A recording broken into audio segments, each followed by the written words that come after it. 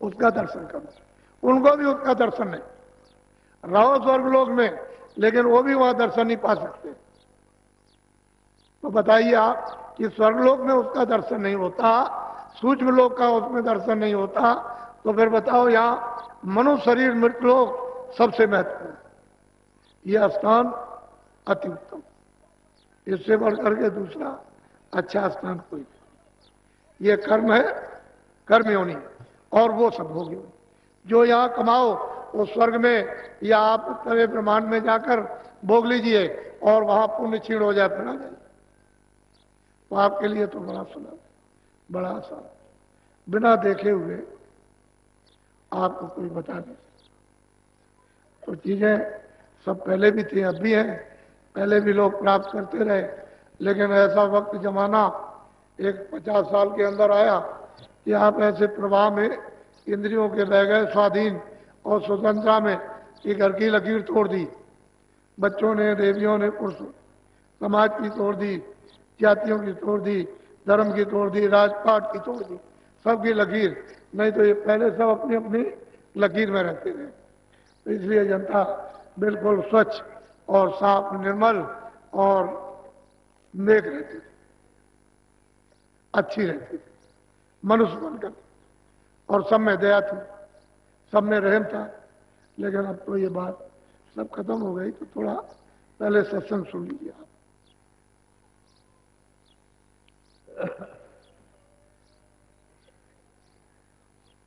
साते गुरु खोजोरी प्यारी, जगत में दुर्लभ रतन यही। कहते हैं कि नर नारी बच्चे बच्चियों बहुत प्यार से महापुरुष समझाते हैं कि तुम सदगुरु को खोजो।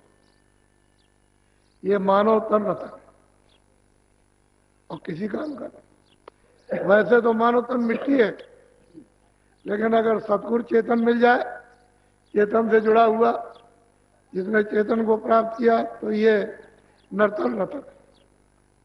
इसकी कीमत कुछ ऐसा अमूलक है। तो कहते हैं कि भाई तुम मतलब है सदगुरु की खोज करो। और क्या करो? कहते हैं उससे प्रेम करो, तो तुम्हारा ये शरीर रतन अमूलक। और अभी कोड़ियों के बदले में भी इसकी कुछ कीमत नहीं है। तुमको 500 रुपए में खरीद ले, 5,000 खरीदे, 200 रुपए में खरीद ले, तुम अपने आप को बिकने को तैयार। कोड़ियों के बदले में भी नहीं, और फिर आप किसी में भी नहीं खरीदे जा सकते। कहते हैं ऐसा नर्तन। कहते हैं कि तुम सदगुरु खोजो, ये दुर्लभ मानव शरीर, ये रतन है, इसको बेकार आप मत जाने दो। इसी में बैठ के प्रभु मिलता है, और वही सर्व संपत्ति है, वही सर्वधन है, सर्व सुख है, वही सर्व भंडार है, वही ज्ञान का है। उसी से छुटकारा होगा। नहीं तो ऐसे जन्मते और मरते न मालूम कितने अनगिनती युग बीत गए, अभी तक तो छुटकारा हुआ नहीं। तो बहुत प्यार से वो समझाते हैं कि तुमको करना क्या है। पहले सदगुरु की खोज कहीं मिले, मुसलमान में मिल जाए, इनको मिल जाए, काला हो, सांवला हो, जैसा हो वो मिलना चाहिए। तुम उसको काला सांवला जात पात का मत देखो। कहते हैं मोल करो तलवार का, पड़ी रहने दो म्यान। अरे म्यान का क्या करते हो? तलवार का मोल। ज्ञान का मोल करो। अरे वो खोल का क्या करते हो?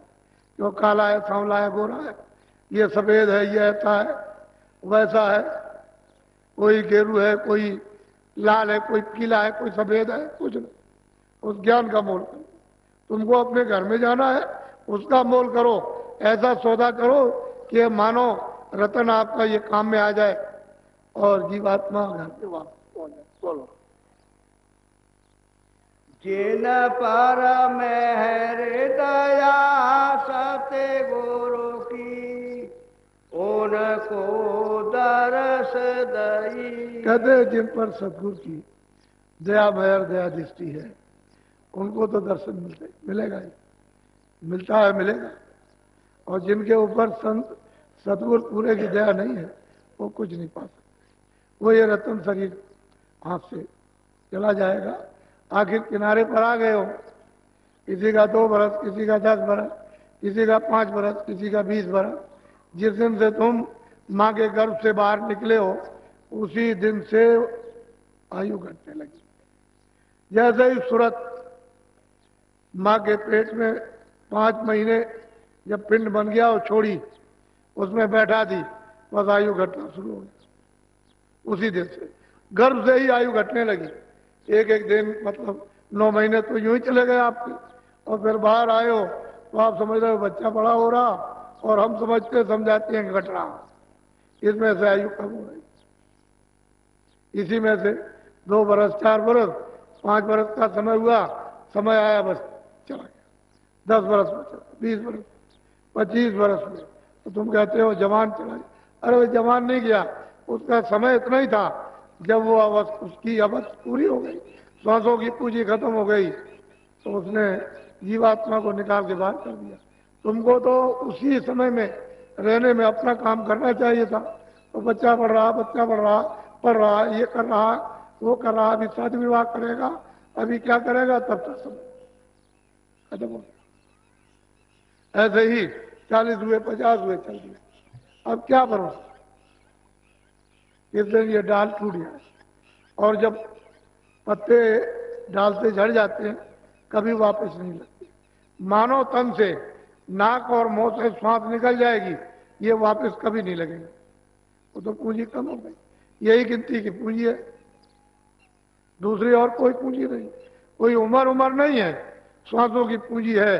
अब जितनी 24 घंटे में निकलती है वो पूंजी उसको है। अब 10 बरस लगे, 20 बरस जल्दी जल्दी निकाल दो तो 2 बरस कम हो जाए। पूंजी को संभाल करके रखो तो पूरे समय तक जाओगे आप। तो पूंजी मिलती है श्वासों, ये जो निकलती है हवा अंदर और बाहर, अंदर और बाहर, ये आपको पूंजी मिली हुई है। पूंजी खत्म होते ही ये चमड़ा आएगी, बस इसमें से सूरत रह ही नहीं सकती है, क्योंकि पूंजी तो खत्म हो गई, क्षणों में सर से सिमट जाएगी, उसके रहने का कोई स्थान ही नहीं। उसी पूंजी का तार लगा हुआ है, उस शब्द का, उस नाम का, और वो मतलब एक गोपनीय है, और फौरन खींच लेगा, अलग कर देगा, आप पड़े रहेगा। लड़का मर गया, पति मर गई, पत्नी मर गई, रिश्तेदार चला गया, क्या है, क्या हो गया, आप चिल्लाते रहो। ऐसा रतन अमोलक मनुष्य शरीर, और आपने जीवन में उस महापुरुषों की खोज नहीं की जो आत्माओं को जगा देते, और वापिस ये बेचारे संसार में कितने मुद्दतों से भटक रहे तो अपने घर में पहुंच जाते। वो कोई ऐसा देश है, वो तो ऐसे सूरज इस घास पर यानी पृथ्वी पर लग जाए तभी तो उसकी इतनी किरण के सामने कुछ नहीं। ऐसा तुम्हारा निर्मल प्रकाशमान स्वच्छ आनंद, और मतलब यह है कि अमृत का देश है, उसको छोड़ करके यहाँ अमृत चाहते हो कहीं मिल जाएगा, यहाँ कहाँ। अरे भाई तुम उसको देखो, वो पपिया रट लगाता है कि मालिक हमारी प्यास नहीं जाती है, स्वाद की बूंद गिरा, तो रट लगाते लगाते लगाते लगाते मालिक उसके प्रण को देकर एक उसमें स्वाद की बूंद गिरा देता। तुम देखते हो हिरन जब उसके सामने बाजा बजाओ तो इतना मस्त हो जाएगा कि वो कुछ नहीं है, वो बाजा फेंक दिया, उसको मत पकड़ लिया, काट दिया। अरे मछली पानी से प्रेम करती है। आप लोग मनुष्य शरीर में रहकर आपने ये खोज और तलाश नहीं की कि मालिक किनके द्वारा मिलता है, किनके द्वारा परिचय, किनके द्वारा रास्ता, कौन मदद करेगा, कौन हमारी शुद्धि सफाई करेगा, कौन युक्ति बताएगा। अभी तक आपने किताबों को नहीं सोचा और ना उनको कुछ ढूंढा, तो आपके किताब पढ़ने का फायदा क्या? किताबों में तो यही सब लिखा हुआ, रामायण में भी लिखा है, गीता में भी यही लिखा हुआ है, कृष्ण ने भी यही कहा है, और राम ने भी यही कहा, और जितने भी लोग आए ऋषि मुनि सबने ये कहा, और आप कुछ नहीं छोड़ दिया, सब छोड़ बैठे। कह लगे हम किसी को नहीं मानते। क्या मानते हो? किताब जानते ही नहीं। किताब क्या मानोगे? किताब के तो पन्ने आप फाड़ते हो, तिरस्कार करते हो। देवता का किताबों का तिरस्कार नहीं, उसका अर्थ समझो और उससे काम ले लो। और महापुरुषों के पास जिन्होंने देखा उनके पास जाओगे तभी आप उनको समझ सकते। बोलो।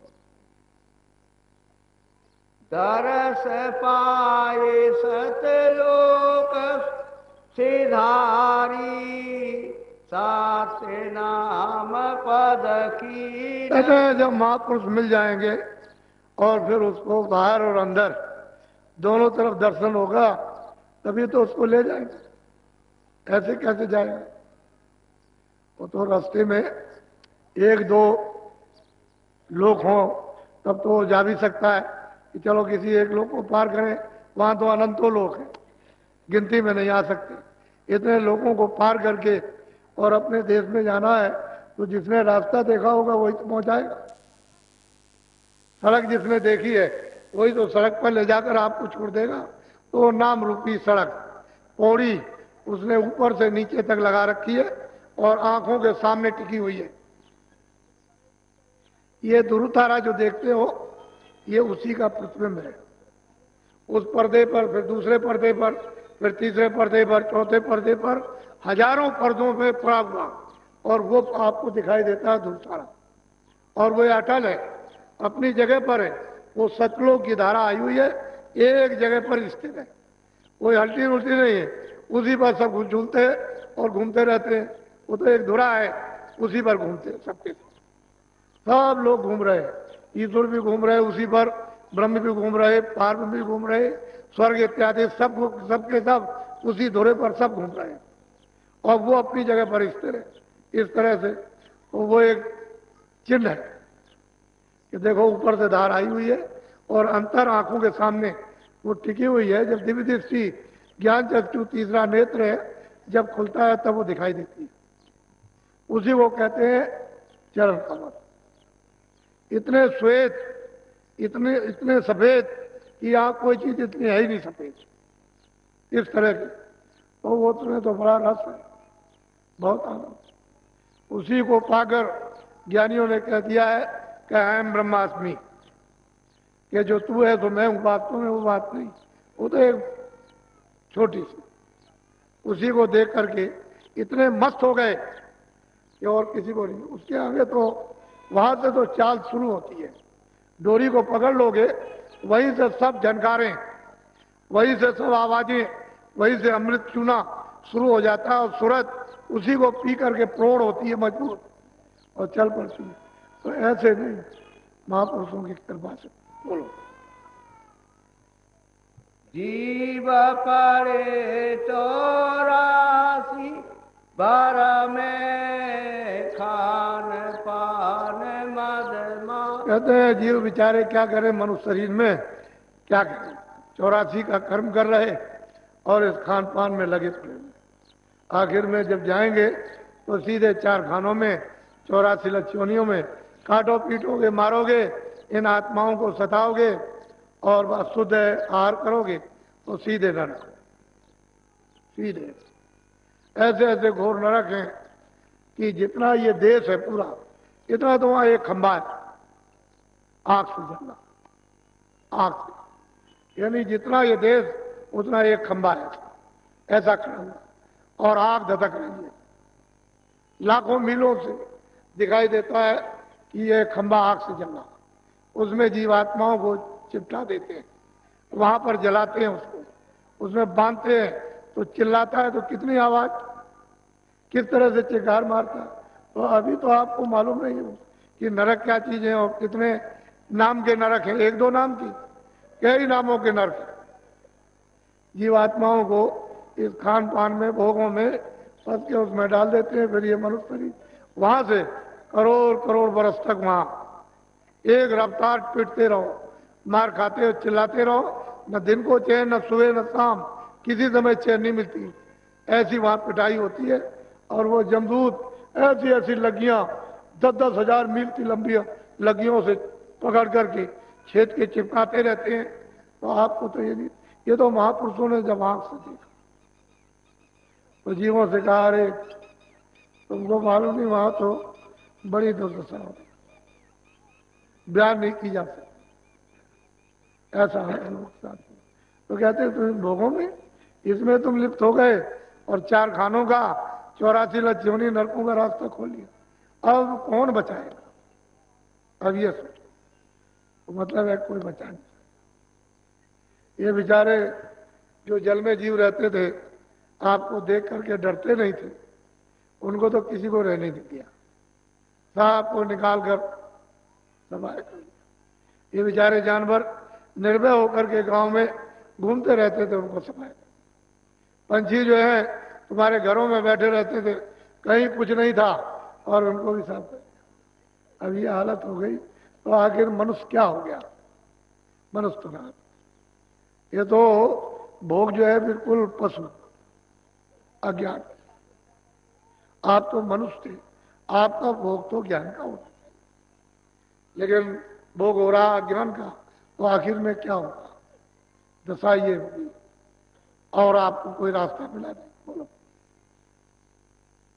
हाँ, मान मनी का रोग पसरिया बड़े बने दिन।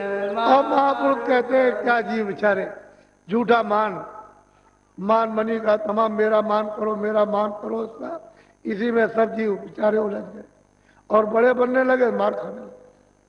जो बड़ा बना वो मार खा। अरे भाई, यहां तो सबकी एक ही घाट की दशा है, क्योंकि मौत के घाट पर तो कोई किसी का नहीं, सबको वही शमशान भूमि पहुंचाना। हम भी तो जाएंगे, हम कौन पट्टा लिखा के आए? अरे किराए के मकान में आए, अपना काम कर लो, यही बहुत सारी है। और अपना काम करने के बाद किसी और का बन जाए, उसका काम कर दीजिए, नहीं तो एक किराए का मकान दो, जब पूरा होगा कहेगा अच्छा अब हमारा हमको दे दीजिए, तो उसकी जय जयकार होगी, अच्छा हुआ आपने ले लिया अपना मकान। तो अपना काम कर लो, मकान उसका दे दो हंसी खुशी से, रोग आओ मत, जिसका मकान उसके सोच कर। तब तुम बड़े बुद्धिमान और चतुर हो और तुमने बुद्धि से काम ले लिया और तुमने अपना काम नहीं किया। और जब वो आया कि मकान दो तो रोने चिल्लाने लगे, कहले ऐसा नहीं वैसा नहीं, अभी नहीं, जब नहीं। अबे तो कब? वो तो घाट सबका एक ही है, दो घाट नहीं है। लेकिन जो जीते जी मर जाते हैं, वो मरे हो जी है क्या चीज? वो तो जीते जी मर गए। जब सूरत को शरीर से नाम से जोड़कर अलग कर दिया तो जीते जी मर गए। वो तो बिल्कुल ऐसे ही अलग हो जाती है जैसे मौत के वक्त अलग होती है। ऐसे ही नाम की डोर पकड़ के चल जाए, शरीर यह बैठा रहता है, उसकी संभाल ऊपर के सब लोग करते हैं, कोई छुए नहीं, कोई छेड़े नहीं। एक महात्मा जंगल में गए तो वहां साधना कर रहे थे गुफा में, तो उनकी साधना को उनको देख करके बिल्कुल अचेत पड़े हुए थे। तो हम बाहर आए, उनके शिष्यों से पूछा, कह लगे आप कुछ बोले तो नहीं? मैंने बोला तो मैं कुछ नहीं, मैं समझता हूं कि साधना कर रहे हैं। अब ऐसा मालूम होता है कि शरीर में नहीं। तो वहां सब रक्षा करते हैं, कोई आदमी, कोई यानी जानवर, कीड़ा कोई बोल नहीं सकता, बिल्कुल एकदम सब रक्षा होती रहती। और जब तक वो विचरण करेंगे तब तक करेंगे, और जब उधर से लौट के आगे तो कहते हैं जीवत मृतक हो रहो तजो खलक की आस, समरथ रक्षक सदगुरु मत पावे दुखा। जीते मरे। और वो कैसे? सूरत को नाम के साथ जो, और नाम पकड़ के ले जाएगा, शरीर से निकाल देगा, वो फिर ले आएगा, फिर निकालेगा। उसका रोज का नित्य प्रति का ये काम कि ले जाएगा, ले आएगा, ले जाएगा, ले आएगा और जाएगा, आएगा जाएगा। ऐसा नहीं कि आप वहीं रह जाओ, यहां अवध को पूरा करो, ऐसा नहीं। जाओ लौट के आओ, फिर जाओ फिर लौट के, जब पूरा समय होता है चले जाओ। तो तैयार बैठे रहते हैं हर वक्त कि जब भी आदेश और जब भी समय पूरा हो जाए फौरन यहां से निकलो। तो जब समर्थ कोई मिल जाएगा तो ये तुमको रास्ता आने जाने सिखा देगा, ले जाएगा और फिर निकाल देगा और ले चलेगा। तो जीवत मृतक हो जाओ। मरने पर तो सब मरते हैं, लेकिन जीते जी अलग हो जाओ। बोलो। छोटा रहे चित्त से अंतर, शब्द माही तब हम आप लोग कहते हैं भाई छोटे रहो, सब छोटे रहो, अंदर चित्त से छोटे रहोगे मैं से। और ऐसे लोग जो है सूरत को नाम के साथ जोड़े रहते, शब्द के साथ, आवाज के साथ जोड़े रहते हैं, उसका रस ले लेते हैं अपने दी नहीं।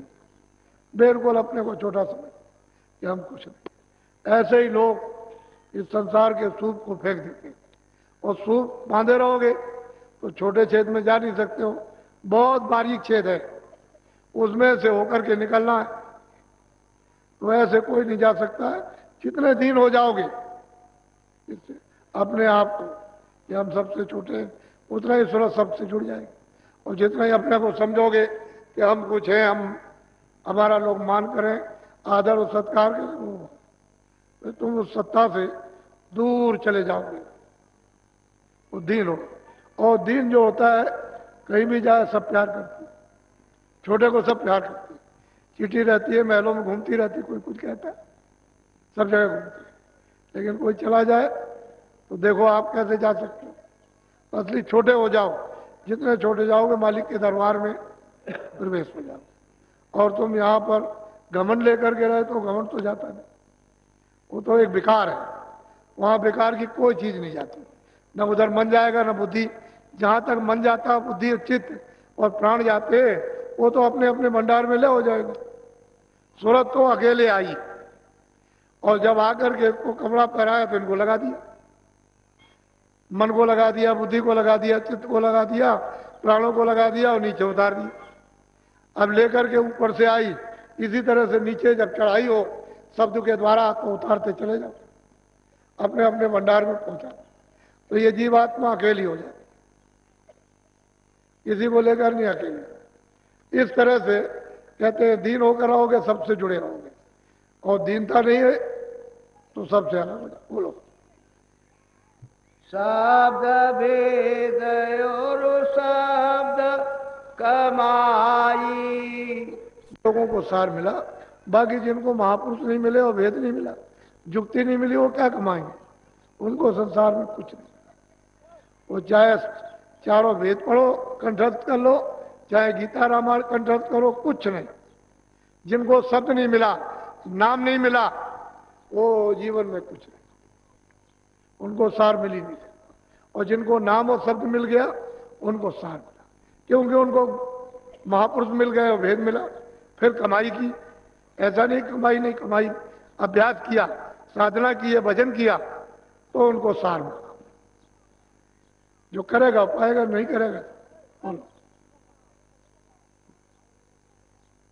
सब धरता सत्य गुरु पहचानो, हम यह पूरा महापुरुष कहते हैं कि भाई ऐसे गुरु की, ऐसे महापुरुष की तलाश करो जो शब्द में रहता, जो शब्द वेद जानता, क्योंकि वो वही बात करेगा जिसका गुणी है। जिस विद्या को जानता है वही बात ले आएगा, दूसरी कोई बात नहीं करेगा। सारी रचना ही जब शब्द की है, जब नाम की है, आवाज की है, तो आप यहां भ्रम क्यों रहे हो? आप इस खोज से अलग हो और देखो कि चेतन शब्द की रचना का विस्तार किस किस तरह का है, उधर देखो। तो जो जो इसको, इस भेद को जानते हैं वही आपको बता सकते हैं। कहते हैं कि ऐसे महापुरुष की तलाश करो जो शब्द में रहते हैं, जो शब्द में जुड़कर और उसमें लय होकर और निकल गया, पार हो गया, और सच्चे प्रीतम को जिसने पा लिया अमरलोक में, अपने देश में जाकर, और आता और जाता। ऐसे की जरूरत है, और ऐसा नहीं मिला था कुछ। बोलो। खोलो आके निकट ही देखो, अब क्या खोलूं महापुरुष कहते हैं कि भाई जब तुमको ऐसा भेद मिला तो अब क्या जल्दी करते, देर करते हो, जल्दी करो। कहते हैं कि हाँ खोलो अंदर की, जल्दी से जल्दी, थोड़ा सा कर्म करो, थोड़ी सी, थोड़ा सा अभ्यास करो, थोड़ी मेहनत करो, थोड़ी सी, और सहयोग ले लो, उसमें मतलब दया शामिल कर लो, तो आंख खुल जाए। कहते हैं निकट ही देखो, दूर नहीं है, पास है। लेकिन पर्दे इतने पड़े हुए हैं कि मालूम होता है वो इतना दूर है हमसे। जब वो कोई पर्दा नहीं रहता तो जैसे सूरज दिखाई देता है, ये सब मंडल इसी तरह से दिखाई देते हैं जैसे मतलब है सामने सूरज दिखाई दे रहा, और तरह तरह के बादल आ जाए कई बात के तो सूरज हमको दिखाई नहीं देगा, क्योंकि सामने पर्दा आ गया। तो पर्दे पड़े हुए हैं, हर मंडलों पर पर्दे पड़े तरह तरह के। वो अगर पर्दे हट गए तो सीधा किसी को भी देखो, ईश्वर को देखो, ब्रह्म को देखो, पारब्रह्म सृष्टि देखो, उसके परे की, और मतलब ये सत्पुरुष का दीदार दर्शन को सीधा, कोई पर्दा नहीं किसी को। फिर कुछ नहीं कर रहे हो, फिर ये खाली जा रहा। फिर आपको कितना समय लगेगा इस शरीर में आने का, कोई उसकी गिनती है? कोई है तो ये सामने। इसलिए इस तन को अमूल्य समझो, बहुमूल्य। इसकी कीमत नहीं कोई दे सकता, क्योंकि हीरे जवाहरात की तो कीमत आपने लगाई, लेकिन कहो कि हम ये सब रखते हैं, इसको खड़ा कर दो, तो कोई नहीं खड़ा करे, कोई नहीं करता। बोलो।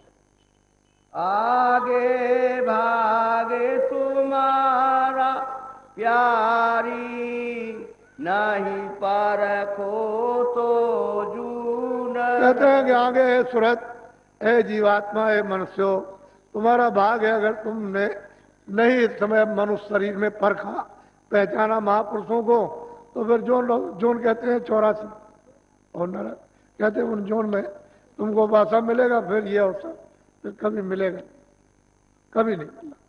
तो आप लोग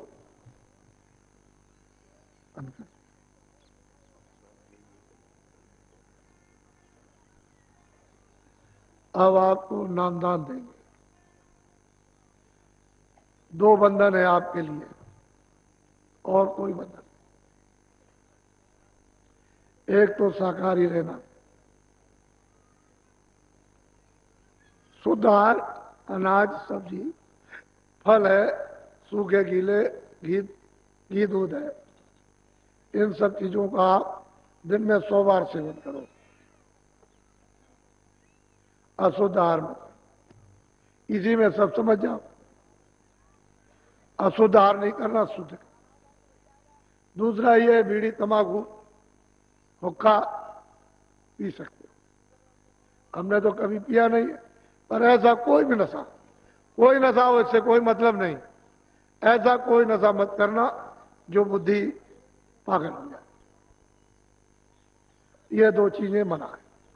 बाकी घर में चोरी चमारी, मारपीट, लूटपाट, गाली गलौज, ये तो अब माँ बाप बच्चों को ही सिखाते रहते। हर जगह, सब जगह ये कहते हैं, ये मत करो, ये मत करो, ये मत करो। तो वो तो मतलब है कि मनुष्य का कर्म है, वो तो आपको हर जगह मना किया जाएगा। पर शाकाहारी रहना और नशीली बुद्ध नाशक चीज से बनेगा, उसको नहीं। बाकी घर बार में रहो, बाल बच्चों में रहो, खेती दुकान दफ्तर का काम करो और बच्चों की सेवा करो, ये सब आप करो। उसमें 24 घंटे में 23 घंटे तो ये काम करो, और 1 घंटा भजन के लिए आप बचा लो। वो भी है 15 मिनट, कभी 10 मिनट, कभी सुबह, कभी शाम, कभी दिन में, कभी रात। तो 1 घंटा पूरा करो पहले, 1 घंटे में ये काम करो, तो आपका घर बार भी नहीं छूटा और आपका कोई नुकसान भी नहीं, और समय तो आप बचा ही लेते हो। वो तो बेकार समय चला जाता है, क्योंकि उससे कोई आपका काम तो है नहीं। और जब आप भजन करोगे तो आपके काम आएगा, आप ही की चीज आपके काम आ जाएगी। तो 1 घंटा समय बचाओ। जब भजन होने लगेगा तो तुम 1 घंटा क्या, 2 घंटे भी, 4 घंटे भी, 10 घंटे भी समय अपने आप दोगे। हमारे कहने की जरूरत नहीं है। फिर 10 घंटे भी लग जाओगे, 4 घंटे भी लग जाओगे, फिर तो अलग बात है। तो चीज ऐसी है कि जब वो मिलेगी, जो नशा और मस्ती चढ़ेगी, वो मतलब ये है कि उसके सामने कोई कुछ नहीं। वो तो है, लेकिन 1 घंटा समय बचाओ 24 घंटे, बस। और कोई बंधन तो है नहीं। हम तो किसी को साधु बनाते नहीं, ना अभी तक किसी को बनाया। तो गुरु महाराज के पास आए थे, उन्होंने कहा था कि अरे भाई क्या करोगे, भजन ही कर लो, भजन कर लो, क्या करोगे, ये अपना काम कर लो, चलो दूसरों को मतलब ये है कि जगा देना, जब काम हो जाए तो दूसरों को भी जगाना। ऐसा उनकी इच्छा थी। तो अब जो उनकी इच्छा थी वो किया। आप पहले उनको देखिए,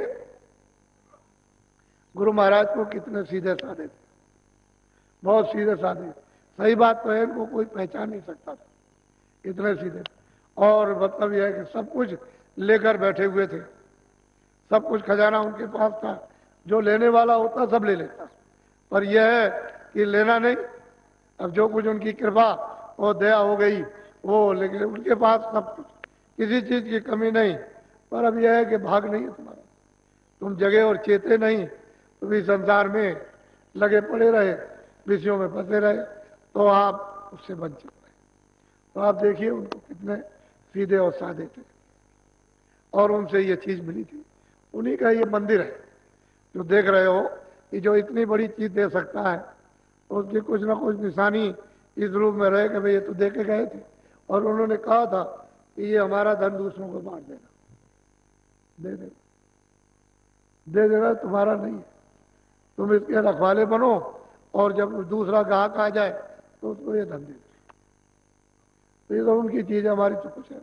हम तो वैसे भी नहीं चाहते थे कि कोई सत्संग करें, चुपचाप अपना भजन करते रहे और चुपचाप रहे, समय पूरा करना चाहिए, लेकिन उनका आदेश था, इसलिए ये आपको सब धीरे धीरे करके सुनाना पड़ा। और जो परेशानियां आई वो तो हमको मालूम, लेकिन उसके सामने कुछ परेशानी नहीं, वो भी हंसी खुशी की। आपके साथ कितनी परेशानी महापुरुषों को उठानी पड़ी, तब इन जीवात्माओं का काम हुआ, ये काम नहीं होता है। तो आप नामदान ले लीजिए। आप पहले जो जो भगवान का नाम बोलेंगे, सब लोग एक साथ एक आवाज में मुंह से अपनी अपनी आवाज को बाहर निकालना, ताकि ये सुनने को मिले कि आप नाम का शुद्ध उच्चारण कर रहे हैं।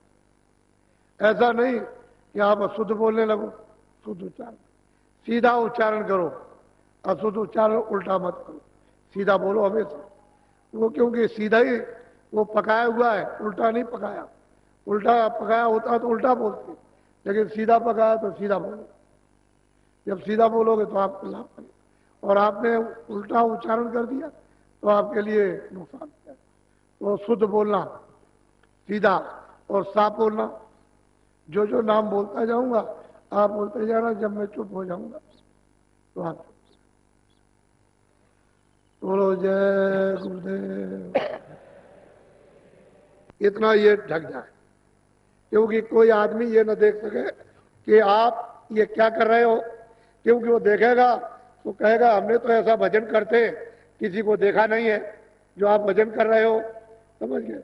तो थोड़ा सा कपड़ा डाल लो कि आपके हाथ दिखाई न दे इतने, और ये आंख और कान आपका ढक जाए। तो कपड़ा डाल के फिर करो, तो ऐसे आंख बंद की और ऐसे कान बंद की,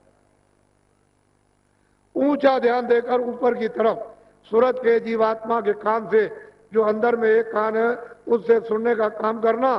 तो शुरू में जब आप बैठोगे तो मालूम होगा सुनसान, तो ऊपर ऊंचा से ऊंचा उधर मन और चित्त बुद्धि कानों के साथ लगा करके कान से गौर से सुनना। ये आवाज कैसी आवाज होनी, उसको ऐसा पहचानना कि ऐसी आवाज कोई बाहर भी है, ऐसा पहचानने की कोशिश करना।